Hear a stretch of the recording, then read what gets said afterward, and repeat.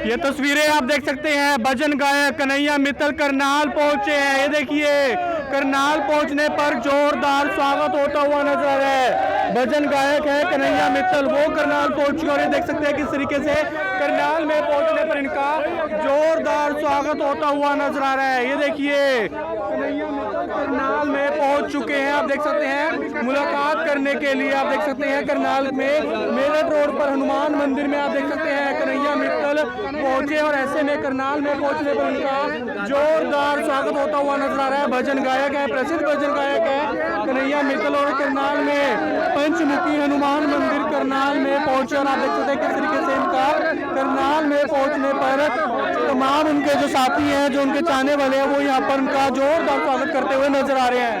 जय श्री राम, जय श्री राम, जय श्री राम, जय श्री राम, जय श्री राम, जय श्री राम, जय श्री राम, जय श्री राम, जय श्री राम, जय श्री राम, जय श्री राम।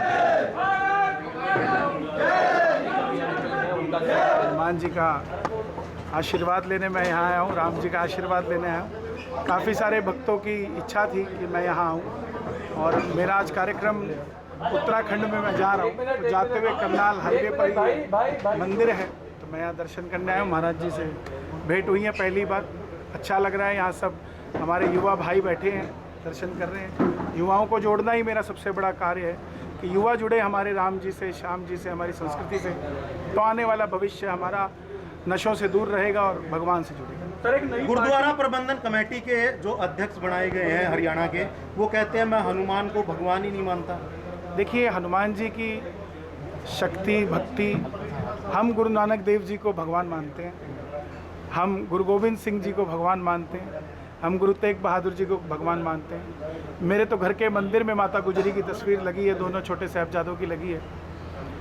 किसी पे धर्म थोपा नहीं जाता। सनातन की विशेषता यही है कि सनातन कभी किसी पे थोपा नहीं गया। हम औरंगज़ेब नहीं है, हम कोई मुग़ल नहीं है जो किसी के ऊपर अपना धर्म थोपते हों। हम कोई धर्मांतरण की दिशा में नहीं जाते कि कोई हिंदू बन जाए। सनातन की विशेषता यही है कि हम अपने संस्कृति और अपने सर्वे भवन्तु सुखिनः, सबके लिए भला मांगते हैं। लेकिन एक बात बताइए जी, जब उनको कोई कुछ बोल देता है तो फिर जो है वो बेअदबी हो जाती है हमारे भगवानों के बारे में। नहीं, देखिए इसको आप बेअदबी की दिशा में मत लेके जाइए। मैं निवेदन करूंगा, हिंदू और सिख 9 मास का रिश्ता है। हमारे देश के अंदर जितना प्रेम, सिखों का जो बलिदान है, अगर कोई उसको नहीं मानता, सिखों ने बलिदान क्यों दिया, सिखों की रचना क्यों हुई, अपनी हिस्ट्री को भूलकर अगर कोई बात करेगा तो वो पारित नहीं मानी जाएगी। गुरु तेग बहादुर जी ने, गुरु गोविंद सिंह, छोटे साहबजादे दीवारों में चिन गए सरहद के अंदर, फतेहगढ़ साहब में, लेकिन अपना धर्म नहीं छोड़ा। कश्मीरी पंडित गए गुरु साहब के पास कि हमारी रक्षा करो, उन्होंने खुद कहा, बाबर को जाबर कहने की हिम्मत गुरु नानक देव जी ने दिखाई थी। आज मैं अगर कुछ कह दूं या वो कुछ कह दे तो इससे हिंदू सिख के अंदर या किसी का भगवान छोटा बड़ा नहीं हो सकता। सम्मान तो करना चाहिए, सम्मान सबको करना चाहिए। हम तो, ये एक अलग बात है, सम्मान करना और बेअदबी करना, दोनों में बड़ा फ़र्क है। बेअदबी तब हो सकती है जब गुरुद्वारे के अंदर किसी हिंदू को जाने ना दिया जाए, उसे बेअदबी कह सकते हो आप। हर किसी का अपना एक मंथन होता है, अपना एक विचार होता है।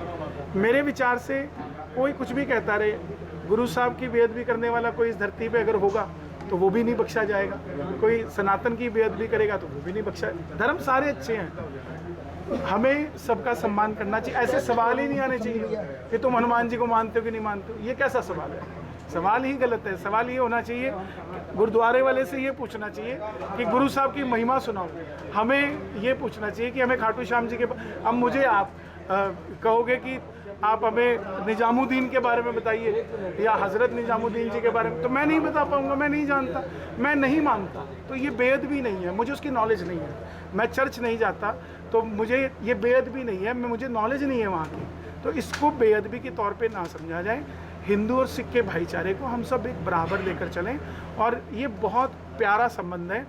इन्हें उलझाएं ना, इन्हें सुलझाने की कोशिश करें। यूथ को कोई मैसेज देना चाहेंगे? यूथ को यही कहना कि आप आज सोशल मीडिया की दौर में आप भटके ना। अब आप देखिए 2-4 दिन से कॉकरोच जनता पार्टी चल रही है, बताइए क्या हल करके देगी यूथ को? वो यूथ अपनी आवाज़ उठा सकती है, इसमें कोई दो राय नहीं है। जो हमारे चीफ जस्टिस ने जो बात कही कॉकरोच का, तो वो उन लोगों के लिए कहा कि जो बिना डिग्री के एडवोकेट बनना चाहते हैं, अपने फील्ड के अंदर बात की, लेकिन उसको एक दूसरी आम आदमी पार्टी के लोगों ने एक कॉकरोच जनता पार्टी बना दी। वो लड़का जो अमेरिका में बैठा है, जिसका भारत से कोई लेना देना नहीं, भारत की चिंता कर रहा है। अगर भारत की चिंता करनी है तो भारत में यहाँ करनाल में बैठ के चिंता करो, तब जाकर पता लगेगा गर्मी कितनी और यहाँ बेरोजगारी कितनी और क्या क्या परेशानी है क्या नहीं, यहाँ बैठ कर पता लगेगी।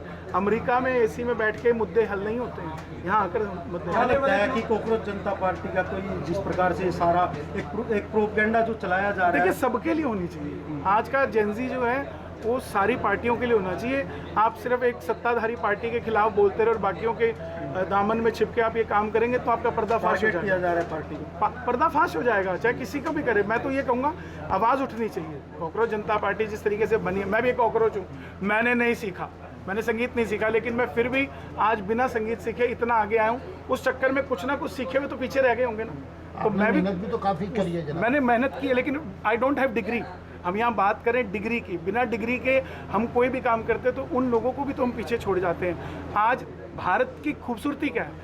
भारत की खूबसूरती यही रही कि यहाँ अनपढ़ आदमी भी बहुत आगे पहुंचा हुआ है। आज मैं करनाल में जहाँ बैठा हूँ, यहाँ के जितने शेलर वाले हैं, बड़े बड़े राइस जो किंग हैं, मैं तो पर्सनली मेरे परिवार के लोग हैं, वो जो उनके बुजुर्ग हैं वो 10वीं 11वीं 12वीं 8वीं 9वीं तक पढ़े हैं, लेकिन वो खरबों रुपए की ट्रांजैक्शन कर जाते हैं। तो व्यापार को डिग्री को इसको मैच नहीं किया जा सकता। जनता पार्टी की बड़े लेवल पर कैंपेनिंग हो रही है, देखिए कौन कर रहा है इतने फॉलोवर्स तो देखिए पुनीत सुपरस्टार के भी हैं जो कि कूड़ा खाता मिलता है, नाली में गिरता मिलता है। फॉलोवर्स से सब कुछ नहीं हो जाता है। फॉलोवर्स सिर्फ एक नंबर है साहब।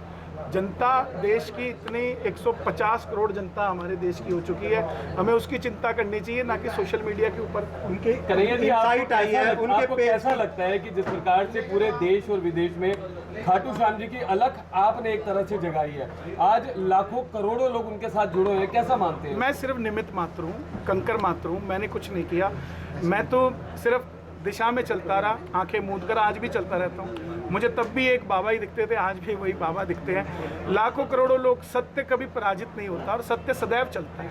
आज अंधविश्वास से दूर होकर हम सच्चे मार्ग की ओर चले, भगवान से जुड़े। संत बैठे, संतों का क्या कहना है? यही कहना है कि भगवान से जुड़े आप, उनकी वाणी में यही है। क्या कहेंगे, मंदिरों से वीआईपी कल्चर खत्म होना चाहिए? बिल्कुल खत्म होना चाहिए, बिल्कुल वीआईपी कल्चर का सर्वनाश होना चाहिए, जिसके कारण एक गरीब आदमी अपने भगवान से दूर रह पाता है। हम जैसे वीआईपी लोगों को क्या करें बताइए? अब व्यवस्था बनी हुई है, हम जहाँ कर, अब आप लोग यहाँ आए हैं, सबकी हाजिरी एक साथ होनी चाहिए। सबकी हाजिरी। एक कथा भी हो रही थी, शायद आपने इसके बारे में सुना हो, जो कि घरोंडा में हो रही थी। वहाँ पर वीआईपी कल्चर ही किया जा रहा था। वीआईपी पास को लेकर जनता को लूटा गया, जनता से पैसे लिए गए, वहाँ पर हर आम जनता की एंट्री शुरू हो गई। और देखिए एक आयोजन में और एक मंदिर में बड़ा फर्क होता है। मंदिर से आप आयोजन की कंपैरिजन नहीं कर सकते। जिस ग्राउंड के अंदर आयोजन हो रहा था, अब जाकर आइए वहाँ क्या है, लेकिन मंदिर जहाँ था जहाँ है वहीं रहेगा। तो दोनों चीज़ों में ज़मीन आसमान का फ़र्क है। आप आयोजन के अंदर वीआईपी कल्चर को, मंदिर के अंदर वीआईपी कल्चर को कंपैरिजन करके भटकाने की बात। ये देख सकते हैं करनाल में पहुंचने पर पगड़ी पहनाकर कन्हैया मित्तल का जोरदार स्वागत होता हुआ नजर आ रहा है। करनाल में मेरठ रोड पर आप देख सकते हैं हनुमान मंदिर में पहुंचे और करनाल में पहुंचने पर कन्हैया मित्तल का जोरदार स्वागत होता हुआ नजर आ रहा है।